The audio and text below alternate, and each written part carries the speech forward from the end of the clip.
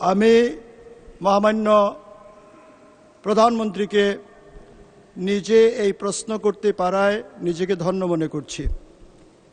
আমি মোহাম্মদ শওকতুল ইসলাম 236 মৌলভীবাজার 2। মাননীয় প্রধানমন্ত্রী অনুগ্রহ করিয়া বলিবেন কি পরিবার ও জনস্বাস্থ্য নিয়ে জনসচেতনতা বৃদ্ধিতে সরকার কি উদ্যোগ গ্রহণ করিয়াছে? ধন্যবাদ মাননীয় স্পিকার। মাননীয় প্রধানমন্ত্রী। মাননীয় সংসদ সদস্য, আপনাকে ধন্যবাদ আপনার প্রশ্নের জন্য। মাননীয় স্পিকার, আমি ছোট্ট একটি কারেকশন করতে চাই, স্লিপ অফ টাং। একটু আগে একটি প্রশ্নের উত্তরে আমি প্রাথমিক বিশ্ববিদ্যালয় বলেছিলাম, ওটি প্রাথমিক বিদ্যালয় হবে।